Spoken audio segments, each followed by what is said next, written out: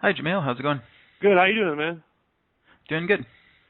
Okay. All right. Thank you so much for being here today. So we're looking to have, I think we could do 37 minutes today to add the extra 7 minutes that you have left over. We're looking to have a challenge session today. Yes, sir. Yeah. Okay, great. All right, how have things been since we last talked? Oh, pretty good, man. And you know what? I didn't recognize you were at the channel panel the second day, and I was only there the first day. So I remembered I had missed back in Ah, September. oh, okay. Yeah. Yeah. And Yeah, but I was there. I was there for day two. Day one, I wasn't able to make it, but yeah. But so I yeah. forgot to mention that last time we talked. But everything's been good, man. Oh, great. Excellent. Good to hear it. All right, I will go ahead and bring Adronis in, and we'll get started. Okay.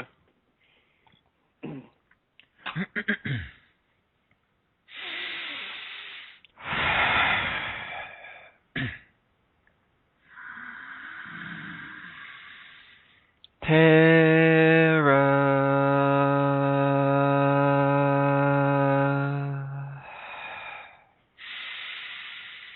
Soul Star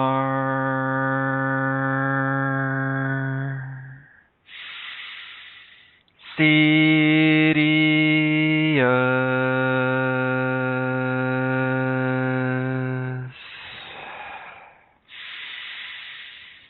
Adronis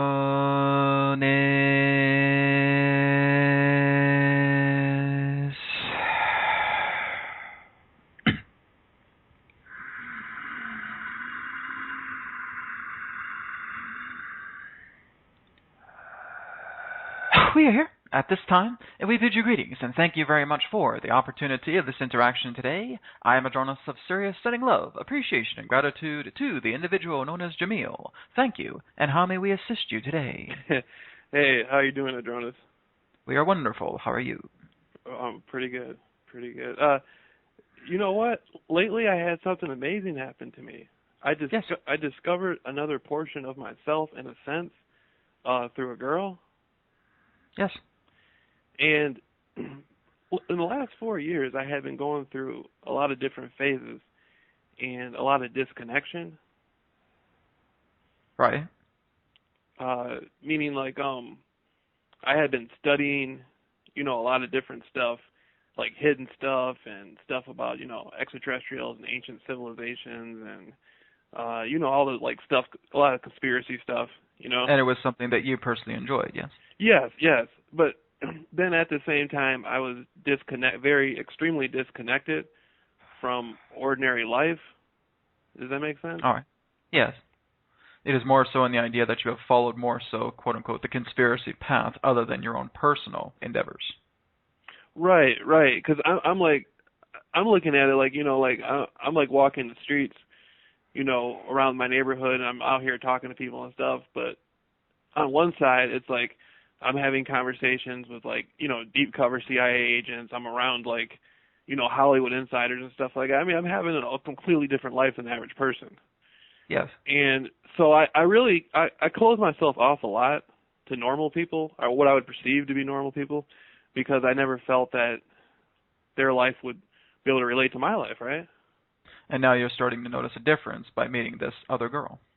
Right. Well, no, I had met this girl 4 years ago, and the girl had continuously been trying to make a connection with me since then, right?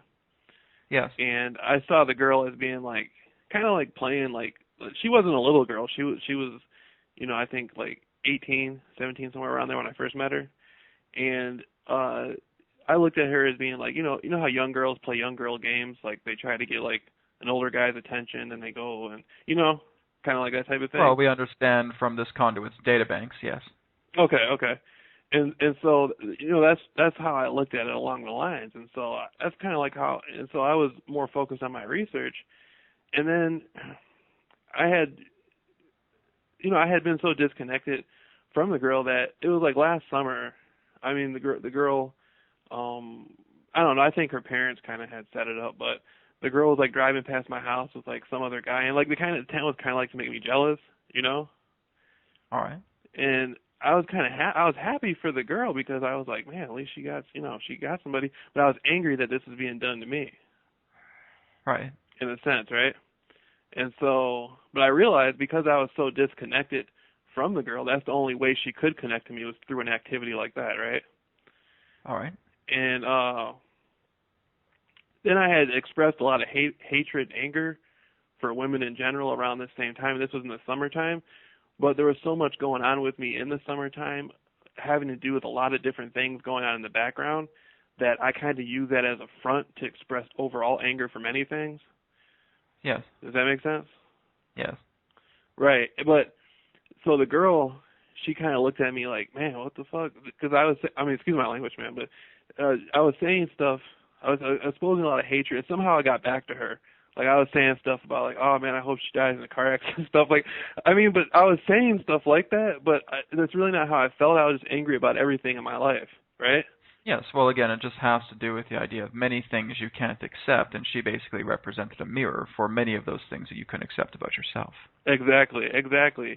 And then I know her parents were, like, you know, her parents had a lot of hatred for me and anger for me, but the girl, even though she was like in extreme anger, I mean, now she wasn't in anger. I saw her like a month ago, right? And when I looked at her, she wasn't looking at me as being a bad person. She was looking at me as being like a lost companion. Yes. And it was strange. I had never experienced anything like that, to have that much connection within so much disconnection. Yes. And can I relate? Do you relate to that? Yes, we understand what you're saying. And again, this is basically showing you how there have been shifts, how people have changed in that particular type of way. Because again, people will evolve. They will actually be within a state of silence of realizing that there has been this animosity or turmoil in certain ways. And then when the opportunity hits, that right timing in that moment, that is where things can, in that sense, begin anew. It's like looking at a caterpillar that has now become a butterfly.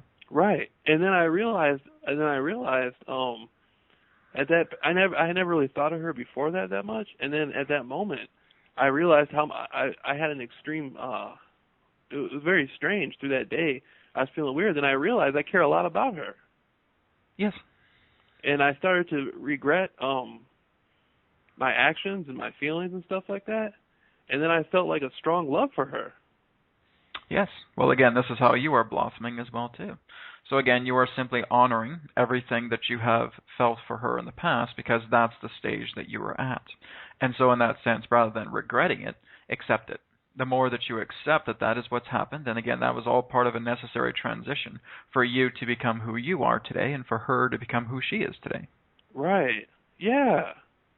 Yeah, and then I realized that it was strange because she was still very, I could see she was very unhappy, at least at that moment that I saw her, but she was still expressing, like, companionship or whatever, but in through the disconnection.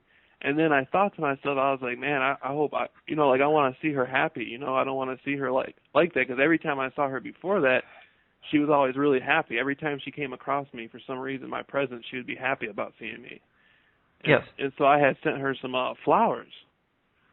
And I don't think that was, out of all the disconnection, that was very small compared to everything I had done before that, Well, there really is nothing that represents an insignificance, even if it is something that is a gesture of kindness, regardless of what it is. The matter is that the affection has been shared. Right. And I don't, because now, before I was so interested in, like, like what the CIA was doing in Jonestown or whatever, or all this, and I was interested in meeting people who, were like, had secret knowledge or something. And now it's turned into a thing where it's like, now she's like the most incredible person I know. Yes. Like, I look to her. And you're understanding the true nature of love in that particular way. From when you have, in that sense, in the past, looked into how the CIA is doing, etc. Those are all aspects beyond your control. And so basically all you're doing is, shall we say, looking at it from a bird's eye view. And again, if that is one's own choosing to look into that, that is their choice. But that's not even really living your life. That is more so, again, stepping out and working voyeuristically. pertaining to the idea about what's happening in levels of conspiracy beyond the factors of your own control. But when you actually start to navigate and gravitate back into your own personal life and interact personally with the people that you feel are important in your life, this is what changes you around. This is how you learn to live with the ultimate understanding of energy, and that energy is love.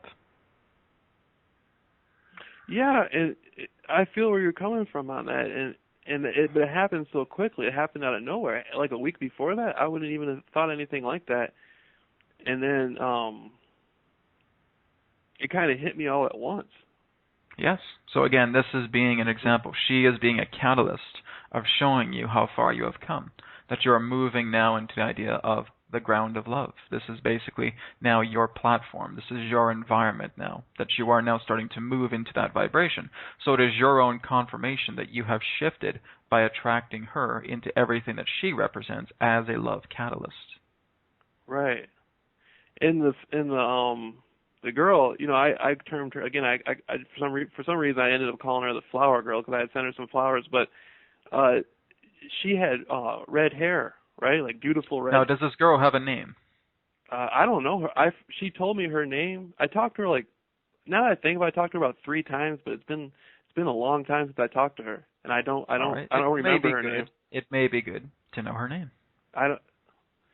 I know her mother's first name, and so I just call her her mother's daughter. You know what I mean? And so. Well, the whole idea in that sense is that she will catch on very quickly.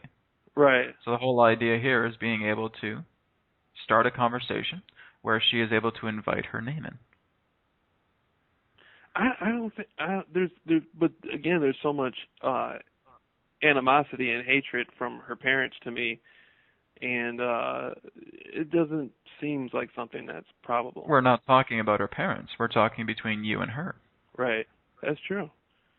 Now, again, people will have animosity towards you, but you're not forming a direct relationship with their parents, yes?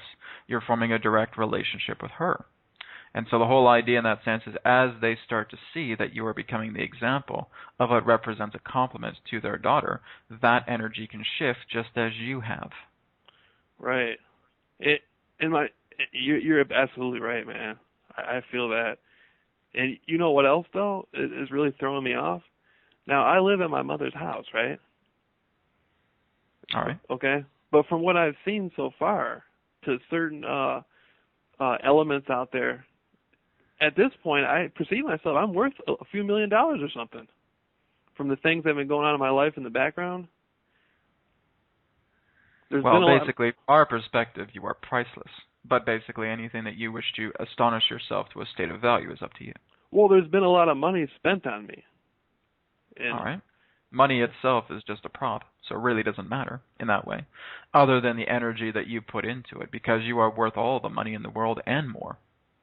Because, again, that's just an invention. That is something that someone has created. That's true. That you have moved into yourself to say, oh, well, I'm going to give this value. Money would be nothing without the pertained value of consciousness that you have given it. That's the whole idea. No human is ever, in that sense, less worthy than the state of money. You are the creators of money. That's true. That's true. And you know what, man? So money can be worth or it can be worthless, depending upon your point of view. Because, again, you are creators. Very true. Very true. And, money, again, like wealth, I realize is just an aspect of you can have financial wealth or spiritual wealth or a wealth of knowledge. Wealth comes in many different forms. Right. It does not just come through the habitat of what you would know as your monetary system. Right. I feel bad because I don't know what to do because I was always used to seeing the girl happy, and then I didn't realize I had that much, the things that somehow it got back to her, my activity and how I was doing, and it's very painful to see her unhappy now. Yes, because, again, that's something that you feel together. That is a link, a bond that you have created. Basically, what happens when you become very involved with another person, you start taking in their feelings. This is what's known as a quote-unquote karmic connection. Basically, what happens is your own energy fuses with their own energy, and no matter how far apart you may be, you are always connected through that energetic string. And in that way, when you actually begin a relationship, even if it's something just as simple as a friendship, you will feel their particular forms of battles because you show a great deal of care for them. And so you will actually reciprocate the type of energy that is actually coming through. You may notice that you are doing something in your own place, and you may start to feel this flutter of the heart, or you may start to feel butterflies in the stomach, example. And again, what this is telling you is that there is a reciprocative energy that's actually coming through your partner and sharing back with you. That is how you are meant to be. That's how you're all entwined. You are a naturally telepathic species. You know what, man? That's crazy that you say that. Because I had a situation, this was like back in November, where I thought there was like an assassination team outside this was really more intimidation. They weren't actually there to assassinate me, but they wanted me to believe that, you know. But I thought, man, these people are going to ski mask my house in the middle of the night and cut my throat or shoot me or something. The type of people I pissed off, I know what they're capable of, right? And so I was scared, and I never thought, you know, I've been jumped and beaten and left for dead on the streets. I've been shot at. I've had a lot of crazy things happen to me growing up. Well, here's the interesting thing is because you're actually calling that towards you on a subconscious level. Right. And that's why you feel these things, because you've put so much energy into the conspiracy and you put so much energy into people who feel that they want to do you harm, that now your own conscious mind is believing that. And so you are basically attempting to create magnetics, and it's your own subconscious and saying, hey, come over here and hurt me. So that's basically what you're doing when you move into these conspiracy theories. And you believe them so much, and you feel you want to make such a change, and you feel you want to get involved, and you want to foil plans, etc. Again, you're putting so much energy into that, and like a magnet, you're attempting to attract these situations to you. Well, it was beneficial because I realized that at that point in time, I was afraid of death. I realized I didn't think I was afraid of death, and I realized. Yes, we are not stating it as beneficial or negative in any particular way. It is more so in the idea that that is what you have magnetically put towards you through attraction. Right. And then I thought about it like I was in my mother's house, basically hiding for a month, and I thought about it. Then I thought about the redheaded girl. I was like, man, what would she think of me if she saw me so afraid of death? And so that made me face I thought for sure that was going to mean my life leaving the house. Yes. So again, she represents an aspect of yourself that relates to reason, that relates to nurturing, that relates to love. And so that is what you are attracting now and moving more into that path, which she represents as a catalyst. Man, that's deep. And entities, I mean, people, sorry, I say entities because I'm so used to hearing Treb say that, but people with red hair and blue eyes, that's strongly connected to the Druidic priesthood? There are, shall we say, ancient Celtic cultures that are of that level, ancient pagans in that particular form of level. But yes, it does go back into, shall we say, ancient Druidic times, but it even goes even further than that. Much in regards to the red-haired race, again, has been part of what you would know as your Argothan network. And in that sense, working together with different forms of planets within your own star system, from Mars, from Maldek. Again, so these particular beings had a large history throughout your own particular star system. Yeah, and I noticed that out of the majority, throughout my life, out of the majority of the women that I've attracted into my life, like at least 70% of them have had red hair. And, yes. And so that was something that's been like perplexing to me. Correct. So it does have a root back to it in that sense. Right. There are in that sense several different roots that this represents. Much of this, when you're looking at the red hair in that sense, can represent the idea of fire and passion. It can also represent your roots to the pagan or Druidic cultures. It can even relate to the Argothan network. It can relate to many different forms that represent your involvement pertaining to those individuals. Because again, that represents a perspective that you have once had as well. That's deep. And I've been having, man, you know what? I've been having a lot of, before when we talked, we were talking about the extra-dimensional entities known as the lizard people, or the reptilians. Yes. Those entities, whatever they are, good and bad, a lot of those entities have been in my life strongly. Yes, they have. And I feel as though even the ones who, some of them, like you said, they've been with me lifetime after lifetime for thousands of years, even the Yes, ones. and again, understand that some of these beings, in that sense, will actually be very, in that sense, involved with you. They will be a very heavy influence in regards to looking into conspiracies. So basically, they are feeding you a lot of this particular type of insight relating to thought forms that are saying, oh, look into this a little bit more, go deeper into this a little bit more, because again, many of them in that way, through this particular group, feed off the idea of fear.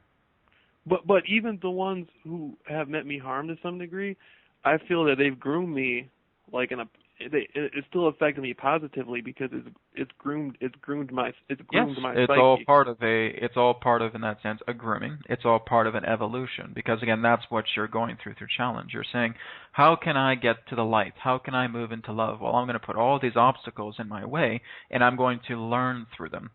And as I learn through them, it's like me hopping over hurdles. And now I'm moving from the darkness into the light. So again, all of you, every single one of you on this planet, has put specific little hurdles around you through the darkness so that you can leap over it and eventually come into the light. So again, all of you are being challenged in your own unique way. Right. And I think like the reptilian entities, I somehow, and this is sound crazy, man, but I've been gaining like psychic abilities through some of these entities. Well, in that sense, more so that they are bringing that out of you. Right. Because again, understand that psychic abilities are a natural phenomenon with you. That is something that you inherently carry. So basically, when they work together with certain forms of influences, this triggers you to create certain forms of activations and abilities that are now becoming noticed. Right. Right. Man, so nobody in that sense really is giving you anything. They're helping you to unlock yourself, and you are noticing these particular capabilities within yourself. It's like with us or with other particular beings that work together with your energy body. We are sending you specific codes, etc., but it is your body that is digesting those codes. It is your body that is working together and activating these particular codes to bring certain facets of abilities online. Man, that's so crazy. That's deep. Hey. So again, in the way is everything is done by you. And that's what I've been realizing. You know, before I didn't recognize it, but now I'm almost considering myself to be some sort of magician, because I'm starting to see like. Well, what does a magician mean to you? To me, magic is like the imagination. Yes. Like Magi Nation, you know, a nation of magicians. Yes, that is correct. And I see things like a mask, and I think, wow, you can put that mask on and create a new persona, and to me that's like magic, right? Yes. But other people, it's like they have some sophisticated thing where they think they have to get all these candles out and do all this stuff, and it has to be at the right time and the right date. And to me, it's like a lot of that. Well, understand that does actually bring about a significant importance, because what that involves is actually harnessing direct energy. More so, that represents the energy that you are looking to cultivate for yourself. So you would understand that magicians in that way are harvesters. They are harvesters of reality. And basically what that means is they are attempting to understand much of the seeds about how life grows. They are attempting to understand more about the life equation. They are understanding more about reality. They're understanding how they can become facilitators through the idea of being able to share the understandings that they discover through reality with others. So again, this would represent the primordial idea of magic, and that the primordial idea of magic is to understand, to be a facilitator to life. I feel where you're coming from, but it kind of seems like a lot of guys deep into astrology, I've always looked at astrology as being a reflection of myself. It is. So it's just like if I'm doing what I'm supposed to be doing, then it doesn't really matter where the stars are. You know what I mean? But some people, they think the stars mean. But again, that's a perspective, right? So the whole idea in that sense is that how it is working mechanically is that you are looking at the reflections of the stars, of the planets, because this is just you looking at your own particular type of clockwork that comes together in this form of astrology. Now, it's very similar as if you were to open up the cabinet of your chest and start to see the cosmos in there. Now, some people like to actually look into this deeper because they are curious about where the astrology energies are attempting to point them, what opportunities are coming their way. That is fine. There may be people who say, oh, okay, well, that's very nice to have that, and close the chest and decide not to bother with astrology. That is fine as well. Reality is by interpretation. Right on. Right. And hey, man, I was wondering, we've been going back and forth with this for like a year, but I was wondering, before, remember in the past I was asking you about people, individuals, not spirit guides or anything like that, but just regular entities, regular humans that look out for me on an overall basis. Like, can you tell me a little bit about that, a little bit more? I'm not know his name or nothing, but. Are you referring to background people? Yeah, it helped pushing me, looking out for me in a positive way. Well, people are always looking out for you in that way, but their identities cannot be revealed in that particular way. So basically, in that sense, as we've stated, is that you have a safety net upon this planet. When you reach a certain point, so when you are following more of your path, there is a particular safety net in place that others are working together with you behind the scenes to helping you maintain this particular course. That's the job of what you would know as a spirit guide. Now, spirit guides in that sense can actually appear in physical form because you can have physical spirit guides as well too. So again, that it is very possible that you can meet certain individuals who again may just minutely have a conversation with you, but that conversation has triggered you. It's been something that is so profound, but it was this person that you've met for the first time, and it was only a sentence that they said, and now you feel you have shifted. That is the representation of one guide meeting you in the physical realm. But are they real people though? Of course. Like they have cars and stuff and houses and all that?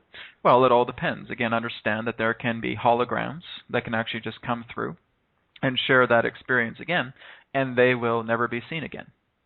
So again, this can depend primarily on the situation. Some particular physical guides can be living their own life and are just contracted to you to share that little bit of information that has greatly bounded your perspective a great deal further, and then you never see them again.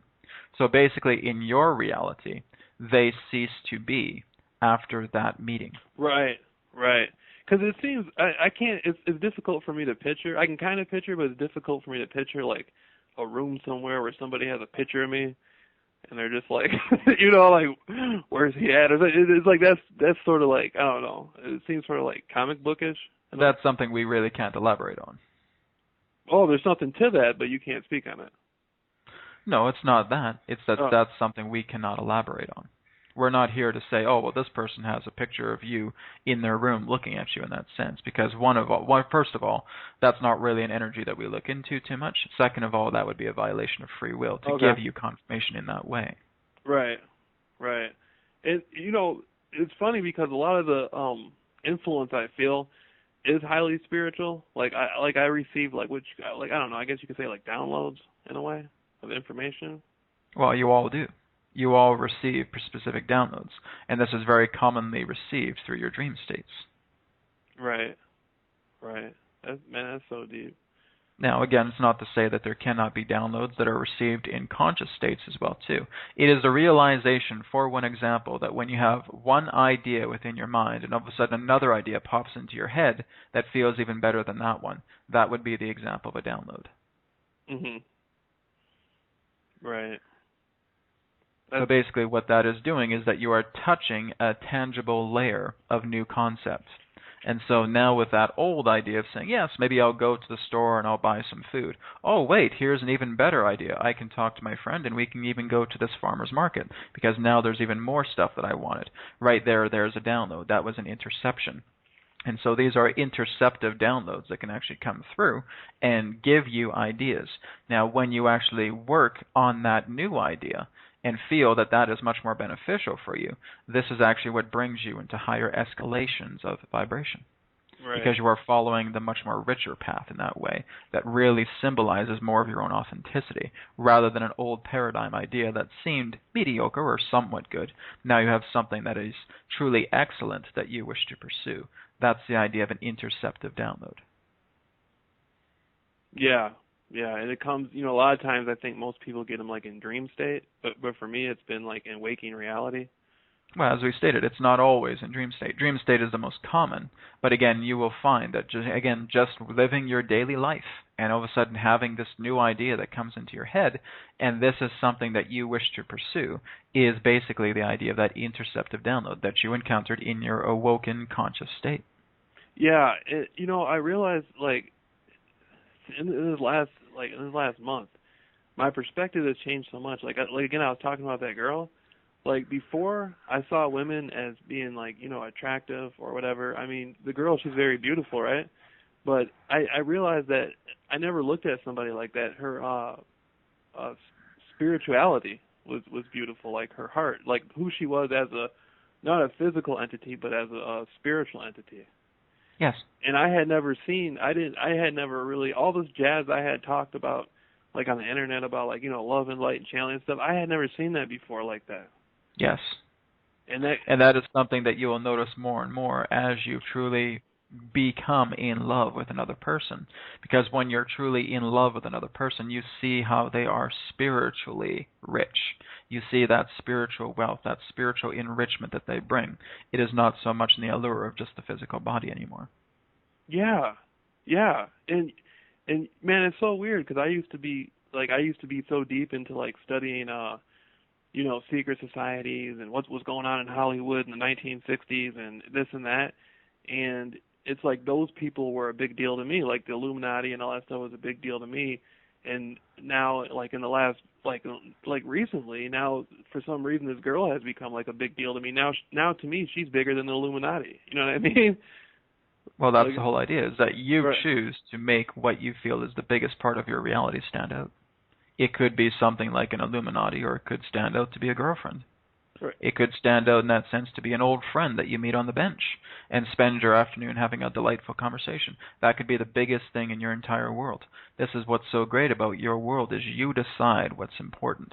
You decide in that sense what is truly significant to your own degree of growth. Truly everything in the universe is significant, but you are giving your own particular type of alignment of significance to best what serves you, to giving you an idea about where you feel you wish to prosper. Yeah. This is how we say that it's no more different than what you would understand as playing your own online video games. Looking at something and saying that you are creating a character, and this is your world, whatever you wish to do.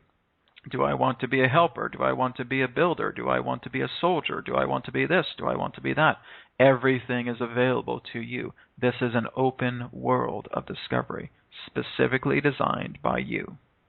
You know what, man? That's so deep because, like, I've been, like, a lot of the friends I've come across lately, like, there was a guy, he was a rapper, and he was a rapper with that rapper who died of AIDS, Eazy-E, or allegedly died of AIDS. I don't know what he died of, but there was a rapper named Eazy-E back in like the late 80s, early 90s, and I did an interview with this guy, and I thought there was just going to be an interview, but the guy turned out me and him are actually friends now. Yes. And the guy grew up in Compton, California, and me and him have way two different lives.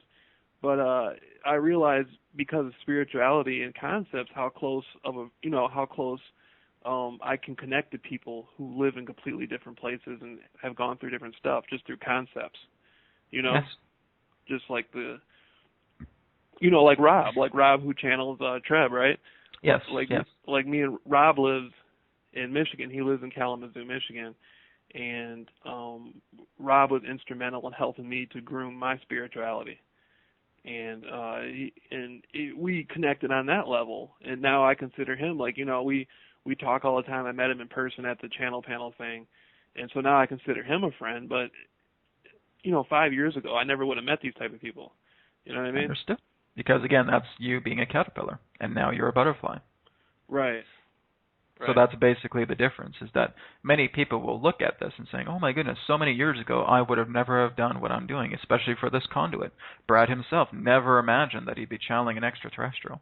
Right. Brad himself was once into marketing, he was once into filmmaking, he was once into acting. That was his perceived career. Something took place, a trigger happened, and now he cannot stop doing what he enjoys doing because this is truly who he is. That's, again, giving a particular type of symbolism here. That, again, you were a different person all those years ago, and now here you are right now. It's the caterpillar becoming the butterfly. Mhm. Yeah. Oh man, you know what? I just remembered something. Last summer, I was walking along the lake, and I met this guy, and he was an older man. He looked identical to the Duke of Kent, the guy who heads World Freemasonry. All right. He looked like he could have been his brother. Well, it wasn't him, but again, yes. I was sitting tripping, And I'm wondering, like, was that like a walk-in? A But house? again, that's something that you are creating because you have familiarity with that. It's something for you to see. Now, this is actually what will happen, is that some people will actually create what's known as mirage mirrors. And basically, these represent people that you have, in that sense, associated a great deal of your energy with as a reminder to you. They're not actually the people, but they're actually reminding you about, oh, well, this is something I looked into all those times ago. So it captivates your attention because there's something there that it's attempting to tell you. Yeah. And you know the strange thing? Even though a lot of those entities are people, you know, I always say entity because I'm thinking You can refer to them as entities because that's truly what you are.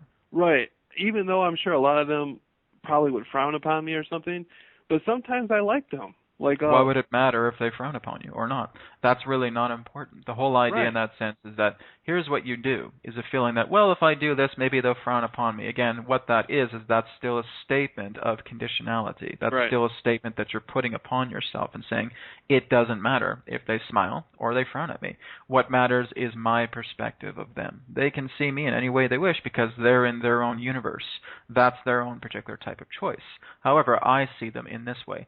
So validate more so of your perspective, wondering otherwise, oh, what did they think of me? That doesn't matter. What do you think of you? That's what matters. Do have a lot of those entities observe me? Not necessarily them in particular. I know you can't violate their free will, but just in that arena. Well, again, you are being observed by many different beings, both in your physical world and your own spiritual world. Again, you are in the state of observation. You are under a looking glass. So there are beings that are truly unforeseen that are communicating with you on a subconscious level all the time. You have to understand that your subconscious is no more different than what you would know as a server. Right. And as a server, there is many different forms of computational codes and programs and subprograms, et cetera, that are running and operating in that particular way. Now, what in that sense is the server outputting to? Some type of interface. This is the interface of reality. So you are always in a state of observation. Is it okay for you to be comfortable with that? Yes. Because the whole idea in that sense is saying, well, I wonder if this person's observing me. I wonder if this person's observing me. When you say that, it's still representing the idea that someone still has a higher value than you. When you're looking at it and saying that it is all right if people observe me because I feel great myself. I see myself in a high state of value. I know I am valuable to the equation of the infinite. Now, when that actually happens, you're no longer concerned about the idea about who's viewing you, or what's this person doing, or what does this person think of me, etc. Well, it's still looking into the idea that there needs to be a generation of security within yourself. I wasn't.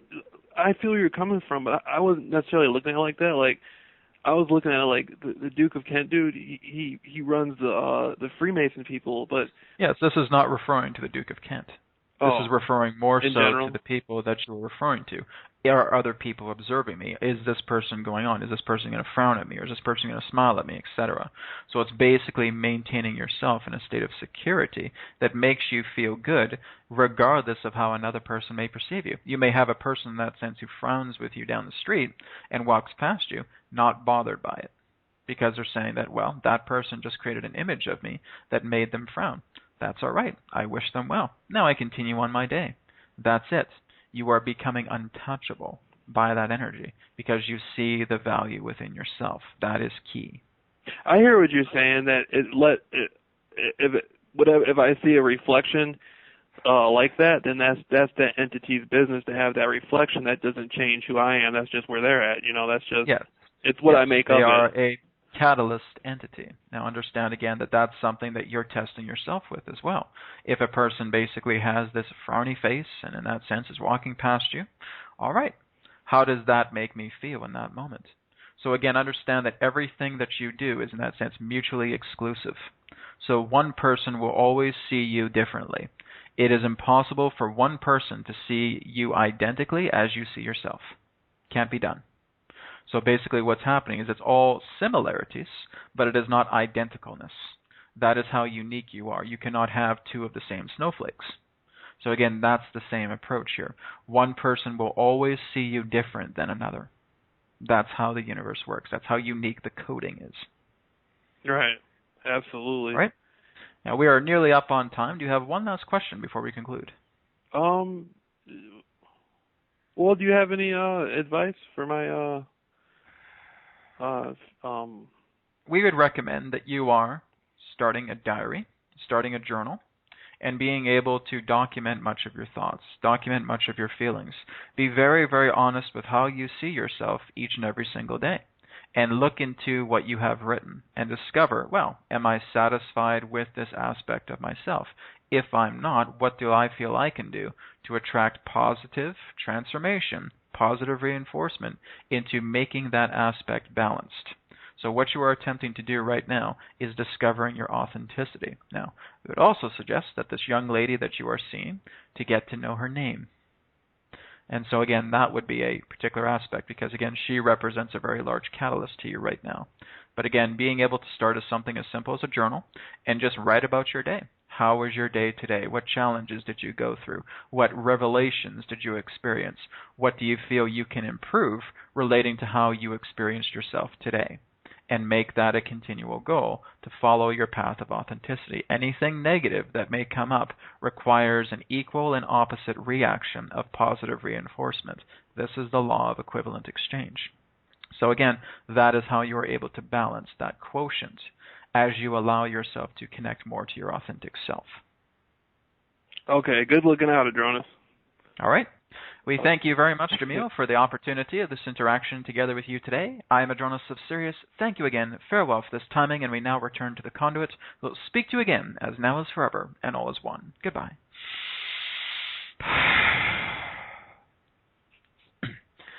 All right. Thank you, Jameel. Great session. Yeah, right. So I will go ahead and send you this MP3 here the next little while, next few minutes, I should say, and I look forward to speaking to you again the next little while. Yeah, and thanks for putting that 7 minutes in, and I look forward to talking to you definitely by, hopefully by the summer. All right. Sounds good, man. Take care. Yeah, you too. Bye.